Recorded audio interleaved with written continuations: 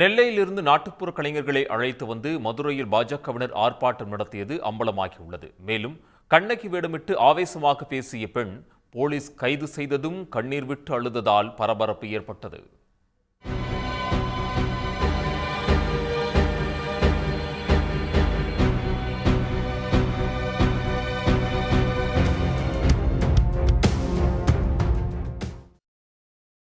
அண்ணா பல்கலைக்கழக மாணவி பாலியல் வன்கொடுமை செய்யப்பட்ட சம்பவத்தை கண்டித்து மதுரையில் பாஜக மகளிரணி சார்பில் நடிகை குஷ்பு உள்ளிட்டோர் பங்கேற்ற போராட்டம் நடைபெற்றது.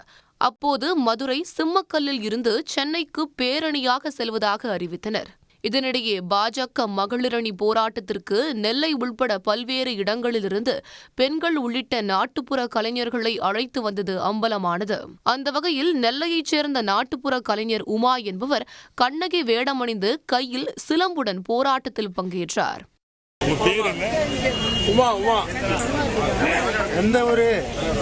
எந்த ஏரியா? திருநெல்வேலியா? பாஜக இருக்கீங்களா? பாஜக நாட்டுப்புற கலைஞர் ஸ்டூடெண்ட்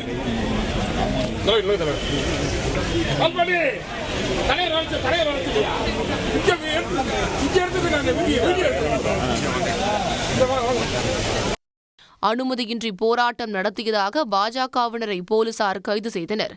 அப்போது பாஜகவினரால் அழைத்து வரப்பட்ட நாட்டுப்புற கலைஞரான உமாவையும் கைது செய்ய நேர்ந்ததால் அவர் போலீசார் வாகனத்தில் ஏற மறுத்தார்.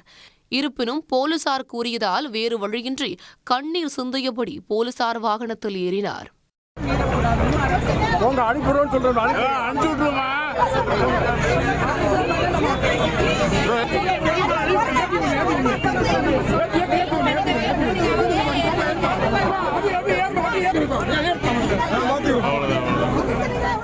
பின்னர் குஷ்பு உள்ளிட்ட பாஜகவினர் சிம்மக்கல்லில் ஆடு வியாபாரிகளுக்கு சொந்தமான மண்டபத்தில் அடைக்கப்பட்டனர். பாஜகவினர் சிறை வைக்கப்பட்ட மண்டபத்தின் அருகிலேயே மற்றொரு பகுதியில் உள்ள கொட்டகையில் ஆடுகள் அடைத்து வைக்கப்பட்டிருந்தன. இதற்கு பாஜகவினர் சிலர் எதிர்ப்பு தெரிவித்தனர். மண்டபத்தின் நுழைவாயில் வழியாகத்தான் ஆடுகளை கொட்டகைக்கு அழைத்துச் செல்ல வேண்டும் என்பதால் ஆடு வியாபாரிகளுக்கும் பாஜகவினருக்கும் இடையே வாக்குவாதம் ஏற்பட்டது.